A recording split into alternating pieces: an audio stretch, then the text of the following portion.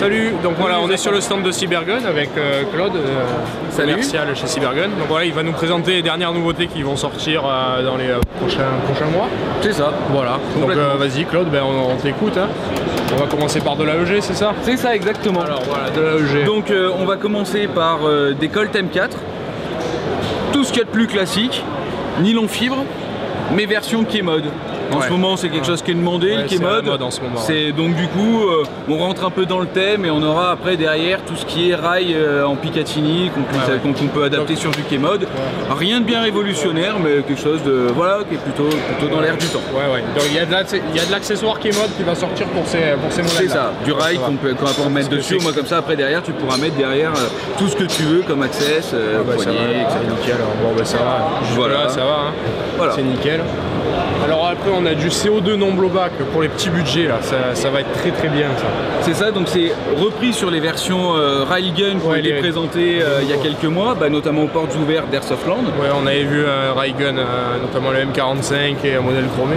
Voilà, donc là, les 5 mêmes, on n'en voit que 3 ici, mais les 5 mêmes que les Railgun vont sortir donc en version non blowback.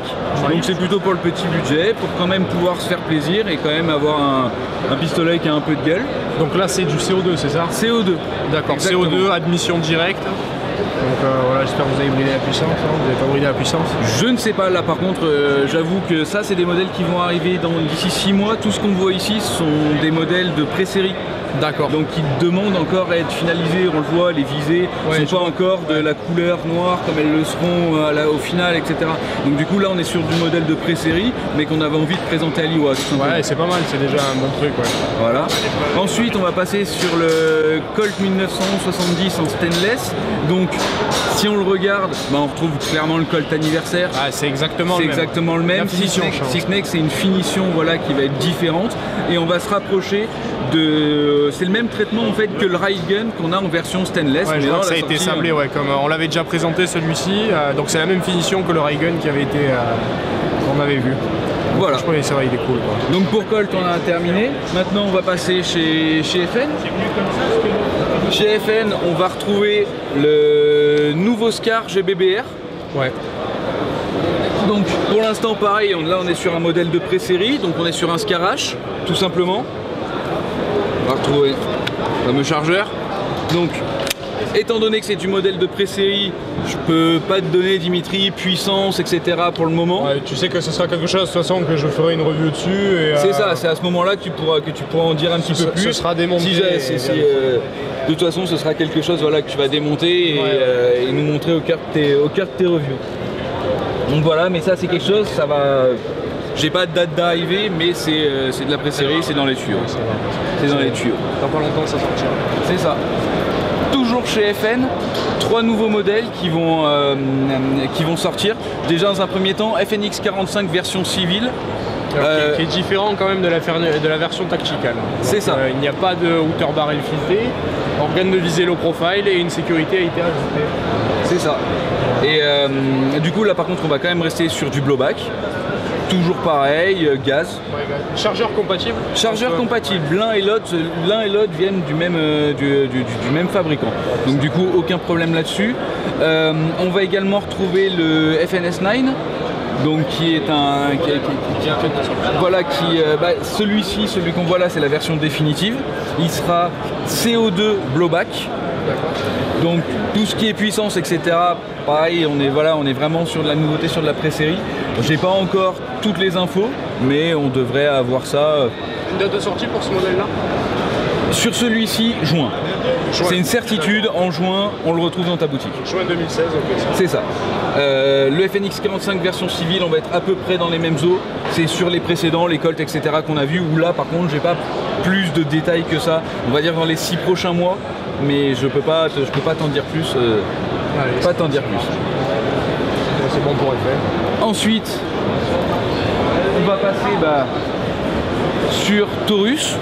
Taurus, On reprend un peu ce qu'on a fait sur du Colt 1911 stainless, sauf qu'on a sorti un PT92 stainless, pareil avec plaquette imitation bois, même traitement que le 1911 Reigen et que le 70 stainless. Sablé et brossé sur les côtés, c'est ça. Ça lui donne quand même une certaine gueule, ça change carrément le flingue. Voilà, ça va changer le flingue.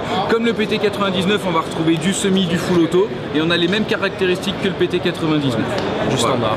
C'est ça, exactement. On a repris une base toujours pareil comme qu'on a fait sur l'anniversaire existante. Ça va, sans souci.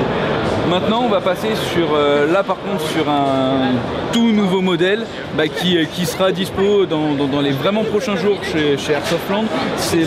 celui qu'on verra tout à l'heure et celui-ci, c'est deux versions différentes. Donc ça c'est quoi? C'est une version qui a été améliorée Ça c'est la version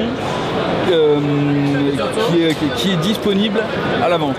L'autre, c'est une version où il y a simplement des plaquettes, des petits accessoires, c'est une version de présentation. Celle qui est disponible à la vente, c'est celle qu'on voit là. Pour là, c'est pour ça qu'on a mis à l'air, voilà, tout ce qui est, châssis, etc. On voit ici, c'est celle que je vais recevoir dans mon magasin dans les prochains jours à venir. C'est ça, exactement. Donc c'est vendu avec la mallette C'est vendu avec la mallette. On retrouve là tout le châssis, donc CNC. Ouais, c'est CNC, Voilà, là-dessus on est vraiment sur un produit qui a été fait à la manière Inokatsu. Donc on est vraiment sur un produit, vraiment d'exception. Ouais, c'est vraiment un objet, c'est vraiment bien fini quoi. Pour la collection. C'est ça. Alors c'est sûr qu'il a un tarif qui avoisinant les 1600 €. Ouais. Voilà. Ça peut en effet. C'est complètement. Après c'est un objet de collection. Il faut savoir là que pour l'Europe, sur cette première série, on est sur 11 modèles.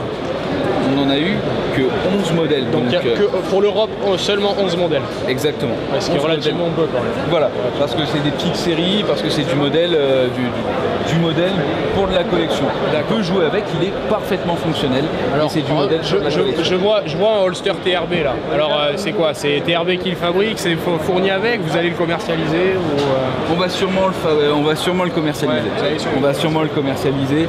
J'ai pas plus de détails là-dessus, mais s'il est là, c'est pas pour rien. Donc, je pense qu'il sera commercialisé parce que avoir un holster, c'est pas bête pour ce type de flingue, parce qu'avant de le rentrer dans un holster, dans un holster classique, ça risque d'être un petit peu compliqué. Donc du coup voilà. Ouais, d'accord, ça arrivera bientôt aussi. C'est ça. Ça va. Ensuite, on repasse maintenant sur la gamme Spartan Import. Sur la gamme Spartan Import, on vient de faire rentrer du P90 GBBR mais licencié, avec la licence FN sur le P90.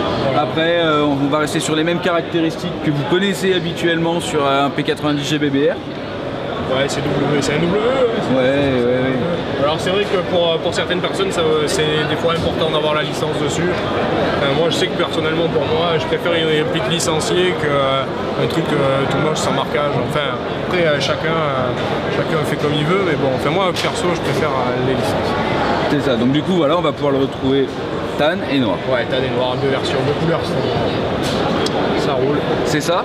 Ensuite, on va repasser, donc là, on va arriver vraiment dans le cœur du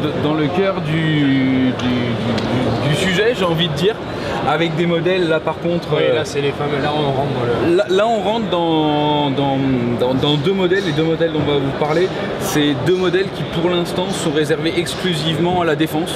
D'accord, donc un joueur d'airsoft lambda ne pourra pas accéder à ces modèles pour l'instant? Pas pour le moment. Il y en a un qui va arriver, il y en a un qui c'est sûr va arriver, l'autre pour l'instant la licence ne nous appartient que pour la partie défense. D'accord. C'est bien sûr Glock, on retrouve ici le Glock 17.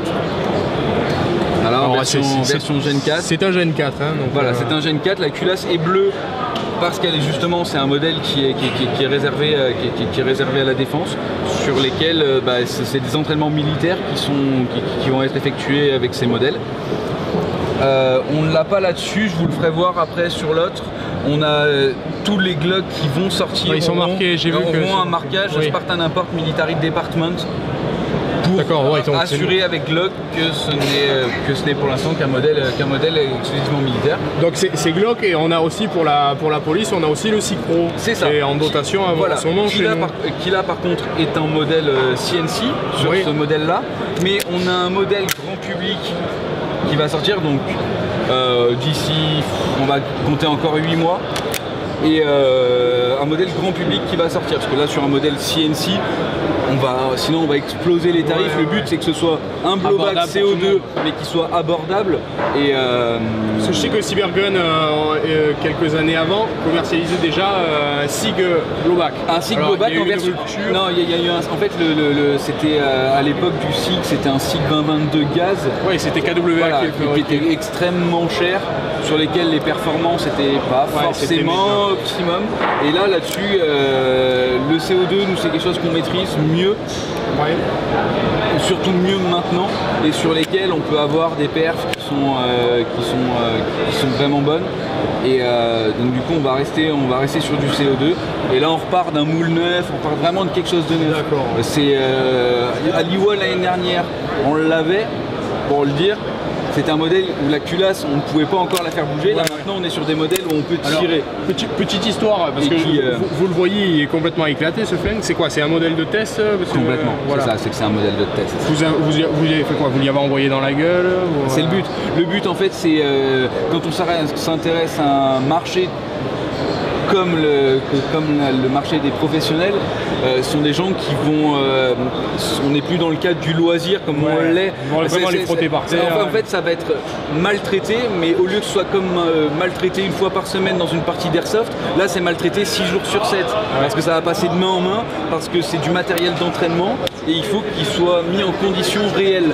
Et pas qu'une fois par semaine, quand on va s'éclater sur un terrain avec les amis, quoi. Donc du coup, ce qui fait... C'est un modèle qui a été maltraité, il fonctionne encore. Oui, il fonctionne encore. Celui-ci, c'est sûr et là, on n'a pas mis de CO2, mais bien sûr, il fonctionne encore. J'ai tiré tout à l'heure avec. Voilà. Et donc, du coup, il fonctionne encore, il n'y a pas de souci. Ok. On va terminer donc cette présentation avec ça. C'est le nouveau FAMAS. Alors, il n'y a pas longtemps, on a sorti, et notamment on a fait une superbe review, le nouveau FAMAS sur le FAMAS nylon fibre. Et ben là, j'ai envie de dire presque bis repetita, si ce n'est qu'on a quand même changé plusieurs petites choses, et qui là vont être assez intéressantes. On passe sur une détente électronique. D'accord. Le fait de passer sur une détente électronique, ça nous permet quoi? Ça nous permet d'avoir un burst de 3. Donc on se rapproche quand même plus du modèle réel. Exactement. Voilà. Donc on a un burst de 3. Alors on n'a toujours pas le changement au niveau du sélecteur qui se fait ici, où là c'est simplement sécurité, et là ça va permettre de faire, et on va changer à l'arrière. D'accord. On est toujours sur le même type de modèle, voilà. Mais le gros avantage qu'on a, c'est détente électronique pour le burst. Donc on peut envoyer des batteries un peu plus puissantes. C'est ça. Tu vas avoir un canon qui va être d'un seul tenant, parce que toi par exemple qui l'a démonté, ça allait un peu vite quand tu le démontes, parce qu'on sait qu'un FAMAS ça prend un petit peu de temps à démonter. Mais au lieu qu'il soit en 3 parties, le canon n'est que d'un bloc. Vous allez faire plaisir aux ceux qui ont le FAMAS quand même. C'est ça. Parce que là on va plus galérer. Et attends, le top, c'est que là, tu vas pouvoir enlever ta plaque de couche, tu vires ta plaque de couche, tu vas pouvoir prendre ton tournevis plat, et tu vas pouvoir, tu as une vis à l'arrière de la gearbox qui va pouvoir te permettre de dévisser ou visser le ressort, et tu passes en moyenne d'un M100 à un M120, donc on va être en dessous des 350 fps dévissé à fond, c'est-à-dire que pour toutes les parties normées à 350 fps, et ben bim, tu vas pouvoir, tu n'auras pas besoin de t'embêter avec ton FAMAS à dire mince putain j'ai pas pu changer le ressort. Parce que pour changer un ressort sur un FAMAS en pleine c'est pas possible. C'est chaud. Donc du coup, là, tu te munis d'un tournevis, bim, tu passes sur tes 350 fps, tu peux rentrer en partie. Vis cruciforme à enlever, c'est ça, c'est directement accessible. Mais après, je pense que c'est un tournevis plat, bim, et tu desserres ton ressort. Donc le ressort, tu le desserres. Voilà. On retient. Et celui-là, vous faites rêver là. Là, déjà tout le monde brûle d'impatience, puisqu'on voit qu'il n'est pas encore fini. Ça fait 2-3 ans. Complètement. Mais il y a eu des améliorations qui ont quand même été apportées. Complètement. Alors déjà, vas-y, dis-nous. Plusieurs choses. La première, c'est que tout à l'heure, avant même de parler du reste, on va parler. Le changement se fera comme le vrai. Semi. Donc là, on est carrément full, collé au modèle réel. C'est ça. Là, donc, ça se fait plus à l'arrière. C'est ça. Non, là on aura quand même le changement, c'est rafale de 3 et rafale. D'accord. Voilà, qui se fera comme le vrai, donc sécu, full, semi, on pourra partir. Là on retrouve vraiment la version revalorisée avec normalement le petit emplacement là pour le laser pour pouvoir balancer. Donc on va quand même comparer à la dernière fois où il y avait carrément toute la carlingue qui était en impression 3D. C'est ça. Bon, vous l'avez punt, certes. Bon, il y a un truc qui est quand même cool. Vas-y, montre-nous quand même. Alors, c'est que le modèle maintenant, il est une version blowback. Donc là-dedans, il y a une petite sensation de recul, c'est léger. Je te laisse, Dimitri, si tu veux, tu veux le montrer. Et petite chose également, c'est que avant, on réglait le hop-up ici. Ouais. Il fallait enlever la plaque. Oui, c'est ça. Là, tu peux tirer et hop, tu pourras régler ton... Parce que le bloc hop-up va sortir juste ici. Exactement. Plus besoin de la petite vis qui vient. Donc plus besoin d'enlever ton truc. Voilà. Et là on est... Ok, donc il faut pas oublier que là, vous voyez, on est vraiment sur du modèle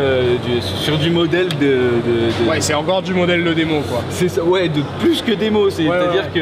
C'est encore en prototype. C'est-à-dire qu'on est vraiment là sur du prototype pur et dur. La batterie, regarde. Ce que tu constates, c'est que c'est tout d'un bloc. Plus comme. Donc ça va se virer par rapport en haut. Là, je vois une goupille ici. Donc on enlève le haut pour mettre la batterie à l'intérieur. Comme ça. D'accord. Donc là on se rapproche vraiment du modèle original où tout est... C'est vraiment le but, clairement. Alors, franchement. Et est-ce qu'il est pourvu du même système que l'autre avec le changement de... Enfin, avec la puissance variable? Complètement. On va prendre... En fait, le but c'est de faire évoluer le FAMAS. C'est-à-dire que si je te parle d'un FAMAS d'il y a un an, tu me parlais d'un FAMAS qui grinçait. Donc quand tu le touchais, tu me parlais... Un FAMAS qui faisait pas trop envie, quoi. Voilà, c'est pas le FAMAS rêvé, quoi. Là maintenant, déjà on t'améliore, on te le balance en nylon fibre. Derrière, on vient de balancer une détente électro avec un réglage de puissance directement au guide ressort. Et après derrière, d'ici peu, là va falloir compter quand même encore 8-10 mois, parce que ça c'est un modèle qui va quand même arriver rapidement, hein. Je pense que d'ici maxi 6 mois on l'a.